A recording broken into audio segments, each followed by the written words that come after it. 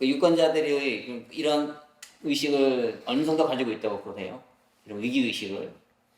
저는 지금 현재 사실상 여러 가지로 좀 어둡습니다. 우선 한번 볼까요? 제가 내용 좀 지난 연말에 갤럽이 조사한 거를 연말을 한다. 3월 말에요.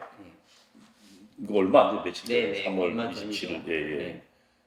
그때 갤럽이 조사한 거에 따르면은 대통령의 직무수행 평가. 왜냐하면 지금 사실상 선거에 가장 중요한 건 지난 문재인 정부가 뭘 어떻게 했냐에 대한 평가거든요. 네. 그래서 선거 투표 행태는 두 가지가 있습니다. 네. 하나는 회고적 투표 행태가 있고, 그 다음에 전망적 투표 행태가 있습니다. 유권자들이. 네. 회고적이라는 건 지난 2, 3년간 뭐 했나? 네. 잘했으면 잘했다고 그 정당이나 그 후보자를 한 번 더 밀어주고, 잘못했으면은 이건 잘못했으니까 바꾸자, 체인지하자 네. 라고 해서 심판하고 라는 것을 회고적 투표라 그럽니다. 네. 그러니까 지난 2, 3년간을 평가하는 거죠. 네. 되돌아보면서. 그게 총선입니다. 네. 그래서 전망적 투표는 주로 대통령 선거를 말합니다. 네. 대통령 선거, 대통령이라는 것은 대한민국의 헌법을 수호하는 최종적 결정권자잖아요. 네. 그리고 대통령이 갖고 있는 권능, 그 권력이랄까, 그 권한은 막강하잖아요. 그렇죠. 그래서 그 대통령에게는 대한민국 미래가 달려있잖아요. 그래서 대통령 선거에서는 대부분 유권자들이 이 대통령이 될 사람과 정당은 도대체 어떤 비전을 갖고 있나, 대한민국 어느 방향으로 끌고 갈 거냐 하냐, 네. 라는 것들에 대로 관심이 있습니다. 그래서 전망적 투표, 그러니까 앞으로를 내다보면서 투표를 하게 된다라고 네. 하고 있는데, 이번 총선은 사실상 회고적 투표입니다. 네. 그러면 한번 보세요. 역대로 집권 3년 차의 총선은 집권당의 무덤이었어요. 네. 지난번 20대 가까운 예로요. 박근혜 대통령 3년 차에 치렀던 선거가 20대 총선이었습니다. 그때 어땠습니까? 사실상 많은 부분들이 박근혜 대표 압승을 얘기했지만, 했는데 80점. 그러나 까보니까 결국은 박근혜 대통령의 선거가 1당에서 2당으로 주전됐어요. 그렇죠. 그리고 난 다음에 결국은 국회의장도 뺏기고 결국은 탄핵에 네. 결정적 문을 열어주는 계기가 됐죠. 네. 물론 집권당 내부가 또 분열해서 그렇게 나왔지만 어쨌든 2당으로 전락하면서 패배하면서 탄핵의 문은 열렸다고 볼 수 네. 있거든요. 네. 그러니까 그게 사실상 지난번 총선도 그래서 집권당 3년에 회고적 전망에서 박근혜 대통령이 3년간 못했다고 국민들 평가했던 거예요. 네. 어쨌든 간에 저들이 뭐 어떤 그렇죠. 선거전을 했던거나 네. 말거나. 그렇게 보면 사실상 이번 문재인 정부 어떻게 생각하십니까? 문제가 상당히 문제의식 많이 느꼈잖아요. 그렇죠. 모든 지표들이 사실상 문재인 정부가 거의 최악이라고 이야기할 수 있어요. 소득주도 성장 때문에. 네, 경제 보세요. 지금 지난 한 30년 이래로요. 1960, 그냥 40년, 50년이 넘었죠. 이래로 대한민국의 경제 성장률이 세계 경제 성장률을 밑돌아한 적이 한 번도 없어요. 네. 지금 현재 세계 경쟁률이 3%인데 네. 우리 대한민국 1.몇 헤매고 있어요. 네. 이건 한 번도 못 본 상황이에요. 네. 그러니까 문재인 대통령이 우리 부가 정말 한 번도 경험하지 못한 것을 경험하고 있는 거죠. 네. 사실 우리는 세계 경제 성장률을 거의 한 30년간 거의 9%라는 경이적인 거라면서 네. 천지를 개벽한 경험을 갖고 있는 나라인데 그렇죠. 거기까지는 못 가다 할지라도 항상 그래도 박근혜 대통령 그리고 문재인 국민의당은 했는데. 예, 이명박 대통령도 세계 경제 성장률보다는 높았어요. 네. 항상. 근데 지금 항상 낮죠. 그러니까 네. 경제도 엉망이죠. 또 한미 왜 국제 외교는 어떻습니까? 네. 중국한테 일방적으로 두들겨 맞고 있고 그렇죠. 미국과 관계는 지금 안 좋고 있고. 네. 근데 군사는 어때요? 지금 북한은 계속 우리가 뭐 예를 들면 북한한테 뭐 예를 들면 여러 가지 친북 외교를 하고 있음에도 불구하고 북한은 지금 미사일 쏘고 네. 핵실험하고 있잖아요. 네. 모든 것 하나 사실상 네. 이번 선거 문재인 정부가 이번 3년차 선거에서 승리할 요소는 거의 없어요. 네. 3년차도 그랬고. 네. 그런데 오늘 지금 문재인 정부의 지금 갤럽 조사 물론 뭐 여기가 뭐 약간 대표됐다 하더라도 네. 근데 선거는 좀 그래요. 이 여론조사는 통상적으로 보면은 대통령에 대한 평가는 자기 지지율의 한 10% 정도 더 가져갑니다. 네. 왜냐하면 대통령이 되면 국민들 대통령을 기대하는 게 있어요. 그렇죠. 그래서 문재인 대통령이 지난번 41% 얻었잖아요. 네. 그러면은 보통 한 10% 정도, 한 51% 같으면은 뭐 예를 들면 정상적인 지지도를 네. 갖고 있다고 볼 수 있는 거예요. 네. 그보다 넘으면 굉장히 잘하고 있다. 네. 그다음 그보다 낮으면 또 못하고 있다고 볼 수 네. 있는데 지금 지난 몇 주간 계속 문재인 대통령의 지지율이 계속 그 40% 중반까지 내려가 있었다. 네. 근데 최근에 지금 3월 달 되면서요. 3월 첫째 주 들면서 44% 반등하기 시작해서요. 49 드디어 지난주 55%를 찍었어요. 네. 어마어마한 예, 집권 3년 차에 지금 지지도로서는 거의 뭐 굉장히 그 네. 전례를 보기 드물 정도로. 네. 근데 그 이유를 좀 봤는데 그 이유가 재밌어요. 이 코로나에 대해서 굉장히 문재인 정부가 잘하고 있다는 예, 거예요. 잘 대처하고 있다고. 예. 그래서 이게 뭐지 도대체 뭐냐? 네. 사실 아시지만 이번에 그 중국 우한 폐렴 코로나 사태가 네. 들어올 때만 하더라도 모든 사람들의 예상은 지금 뭐 경제 실정에다가 네. 안보 외교 뭐 무능 이거 다 겹친 데다가 네. 이 병까지 치명적 들어왔으니까 악재가 이 될 치명적인 악재가 될 거라고 네. 생각했잖아요. 그래서 이번 선거 해보나 말하다 네. 뭐 이렇게 이야기를 했잖아요. 저도 사실은 작년 연말 네. 금년 1월 2월 초까지에도 이런 전망을 했었어요. 네. 그런데 지금 코로나 사태가 지금 오히려 문재인 정부에게 역전의 기회를 제공하고 네. 있습니다. 지금 코로나 사태가 사실상 그냥 일반적인 상태가 아니고 거의 그렇죠. 전 세계적 전대 없는 사태죠. 전례 없는 재난적 상황으로 가고 네. 있습니다. 우리 가까운 우방 미국이 뭐 지금 10몇만 명이 10명 지금 넘어갔고요. 확진자가 막 넘어갔고 하루에 1000명씩 네. 유럽에 죽고. 네, 유럽이 1000명씩 죽고 음. 지금 뭐 일본도 거의 뭐 그래 전 세계가 지금 거의 국경을 좀 폐쇄하는 네. 지난 20세기, 21세기 들은 한 번도 경험하지 못한 상태로 가고 있어요. 그러다 보니까 무역에 의지하는 지금 대한민국 같은 경우는 굉장히 지금 수출이 막히고 뭐 어렵게 됐잖아요. 그리고 지금 우리 내부 나라는 어때요? 지금 우리도 한 번씩 못한 네. 경험하고 있죠. 그 그렇죠. 마스크 사러 네. 몇 시간씩 그 약국에 줄 서는 네.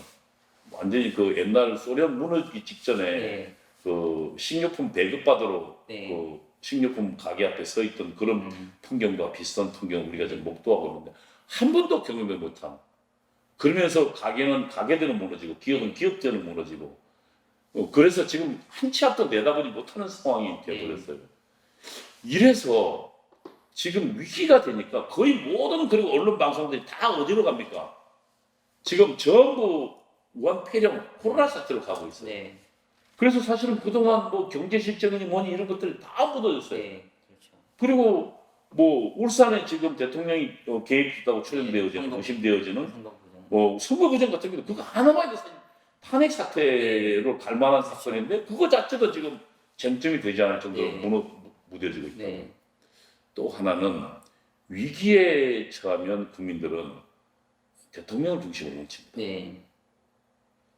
그래서 여러 가지들이 우선 이 문재인 정부 실정이 다 없어지고 그 다음에 코로나 사태만 그리고 그것도 뭐 생명을 좌우하니까 사람들이 거기에 관심이 가 있잖아요. 그렇죠.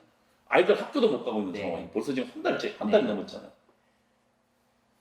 이 상황이 쟁점이 무너지고 있고 그리고 대통령 기금으로 사실 위기에는 뭉친다. 이런 전망에서 봤을 때 이번 선거가 정말 쉽지 않다. 네. 그리고 사실 제가 한 20일 전에 이 사태를 좀 예측을 해서 좀 봤는데 결국 내가 보니까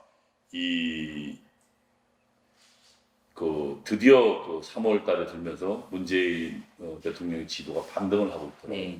이거는 뭐 굉장한 위기입니다. 굉장한 위기고 그 다음에 거기에서 뭐 잘하고 있는 대통령 지지 이유를 보니까요 이렇게 돼 있어요. 코로나를 잘 대처하고 있다. 56%예요. 압도적으로. 그러니까 이것도 보면 사실은 언론의 역할도 있고 여러 가지 역할들이 있어요. 네.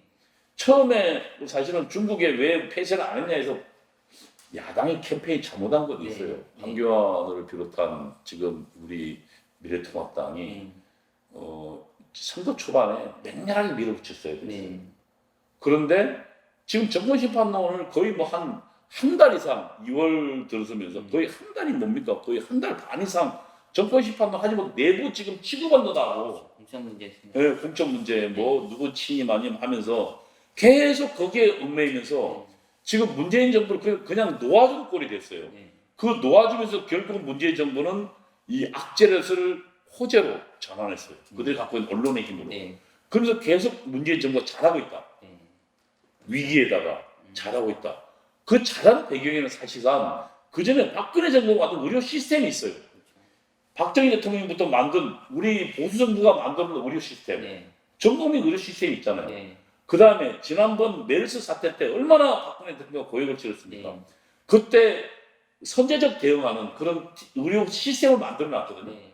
그리고 그 바이러스에 그 노출된 사람들을 추적하는 시스템을 만들었어요. 네. 그 시스템의 결과고 또 한편으로는 목숨을 걸고 거기에 봉사하고 있는 의료 봉사진들의 그렇죠.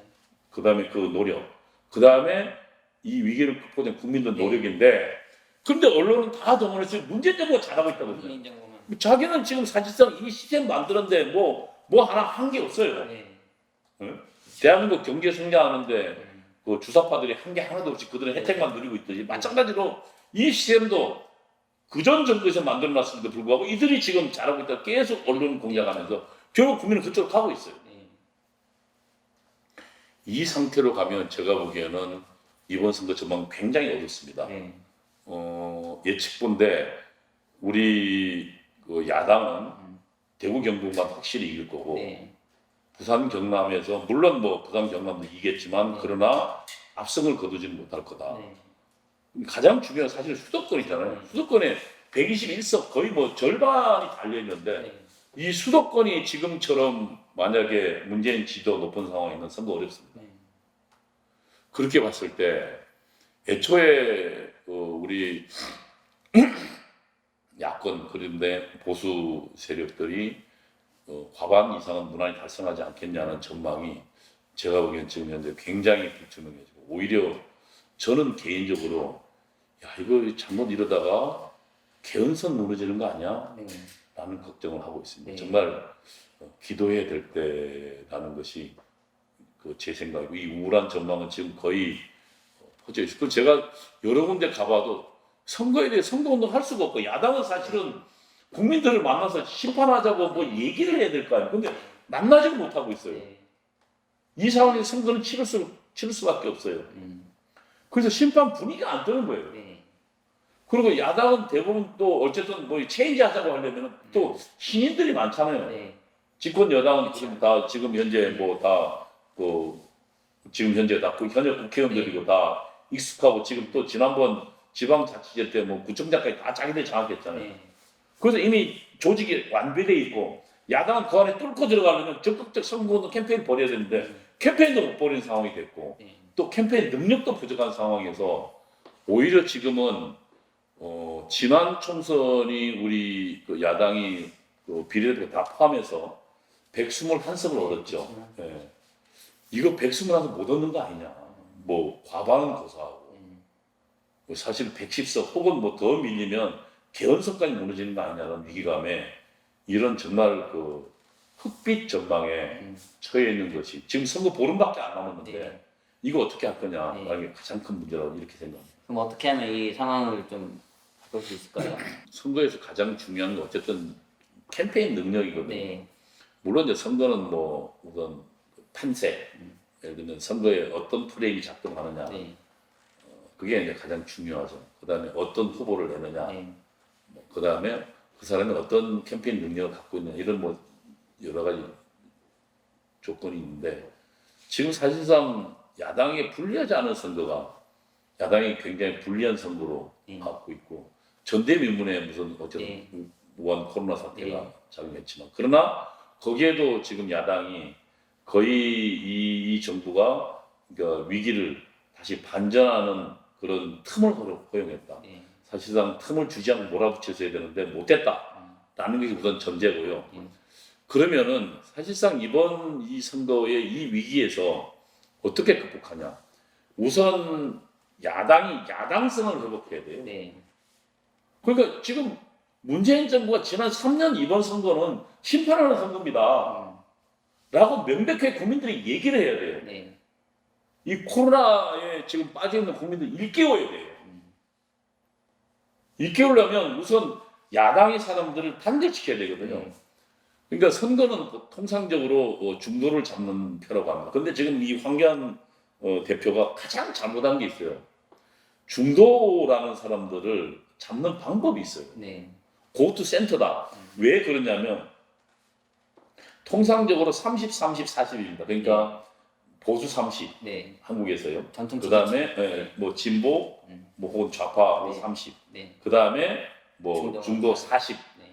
근데 이 334가 이제 투표 장애는 어느 정도 나오냐면 보통 한 70%, 대통령 선거 70%, 네. 그 다음에 총선 한 60% 나옵니다. 그래서 이걸 다시 나오는 사람으로 평가하면 442가 됩니다. 네. 왜냐하면 주로 중도층에서 투표장 기권율이 좀 많거든요. 근데 그렇죠. 관심이 없으니까. 네. 그래서 보수 40, 그 다음에 진보 혹은 좌파 40, 그 다음에 중도 혹은 스윙 보터라고 그러거든요. 네. 미국에서는. 네. 여기 찍었다 저기 찍었다 왔다 갔다 하는 사람들 20. 그래서 그러면은 통상적으로 보수는 보수만 찍습니다. 네. 근데 절로 가지는 않아요. 안 그러면 기권해 버리죠. 네. 좌파도 좌파만 찍어요.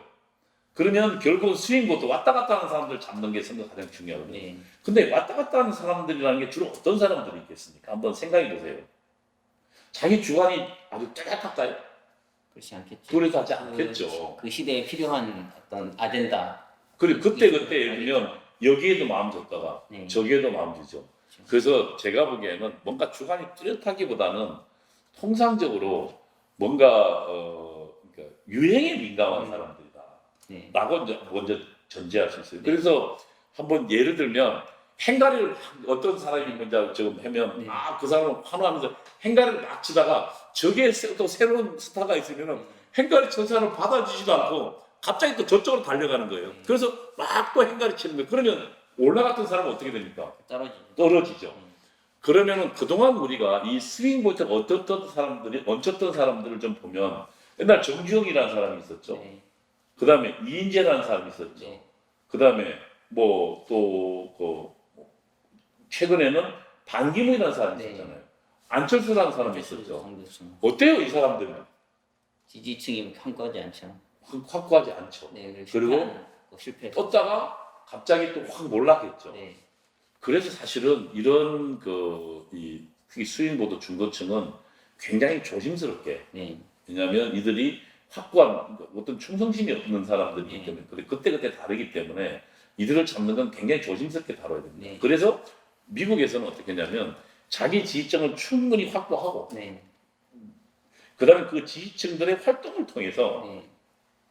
이 스윙 보트가 우리 지지층에 오도록 그렇죠. 끌려오도록 그런 전략이 있죠. 네, 그런 전략이. 네. 그러니까 최근에 과거에는 뭐 트럼프 때 딕 모리스 같은 사람은 뭐 중도의 아젠다를 세워서 글로 가자 하고 했지만 최근에 부시 때 전략이나 네. 트럼프 전략 보면 오히려 우파적 아젠다를 가지고 네. 우리 우파를 결집시켜서 네. 이 중도를 끌고 오자라는 전략이 있는데 네. 최근에 황교안 대표가 결정적으로 실수한 게 있어요. 그러니까 중도로 가야 된다고 네. 자기 지지 사람들을 무시했어요. 그러니까 지금 예를 들면 탄핵을 묻자. 사실은 지난 25%의 국민들이 탄핵이 안 된다고 격렬히 저항하고 또 이들 중에 상당수는 또 광장에 태극기 들고 저항했잖아요. 그렇죠. 그런데 중도에 표 있다고 해서 유승민하고 이야기하면서 뭐 탄핵 향을 넘는자 해가지고 탄핵 묻지도 마. 그러니까 그 사람들 마음이 서운하잖아요. 그리고 또 그동안 또 어려운 시기에 당을 지켜왔던 사람들 그리고 태극기 세력들 전부 공천을 배제해버렸어요. 네.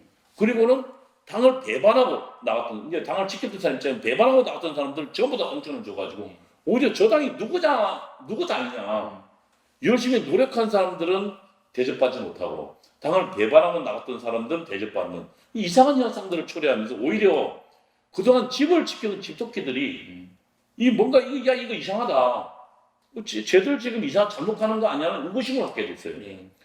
딕 모리스가 이런 이야기를 했습니다.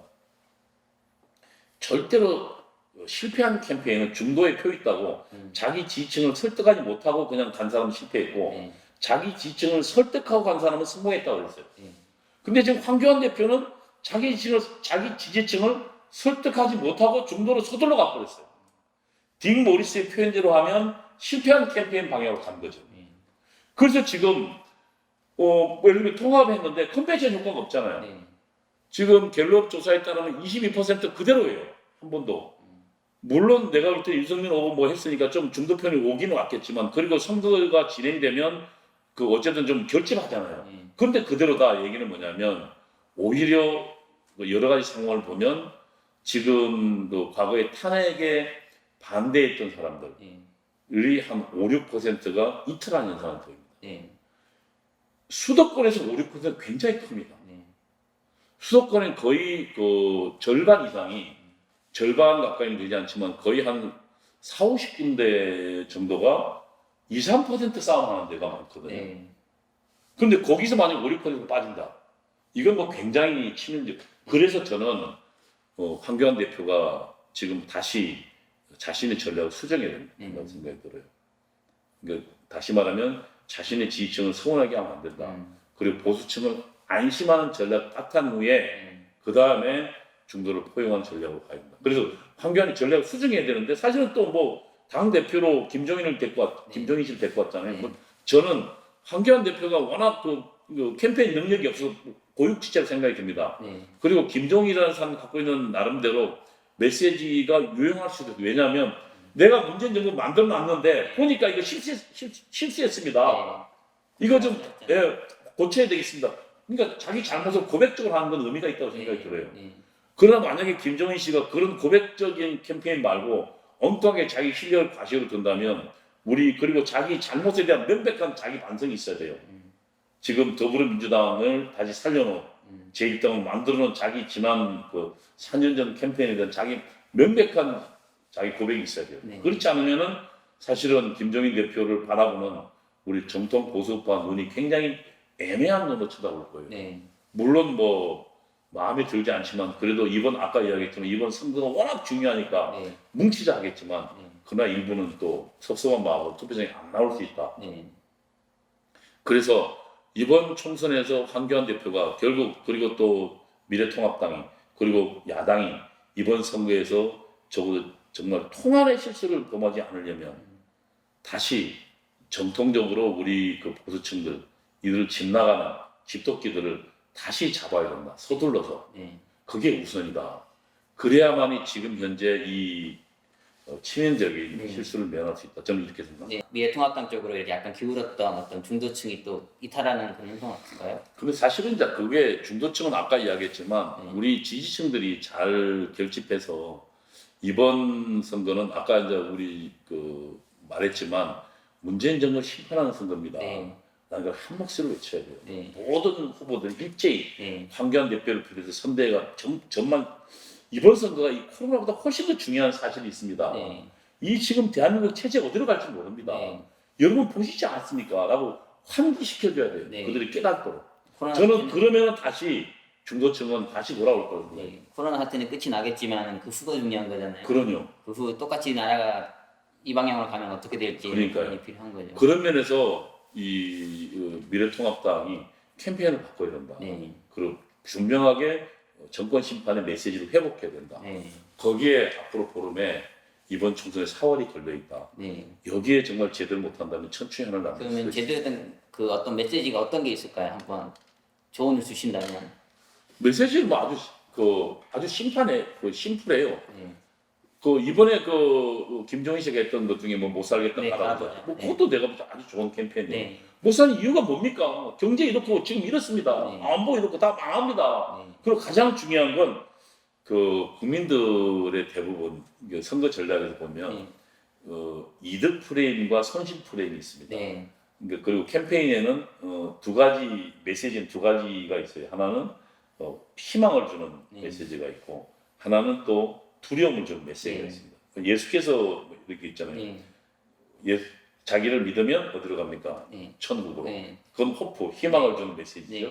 그 다음에 자기를 믿지 않으면 어디로 갑니까? 지옥으로. 그건 두려움 주는 메시지예요. 네.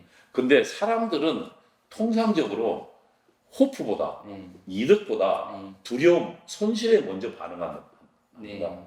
이 대한민국이 당신이 잘못 선택했을 경우에는 정말로 경험해보지 못한 나라 사회주로 가서 당신의 자유와 당신의 재산과 대한민국이 영원히 없어질지도 모릅니다.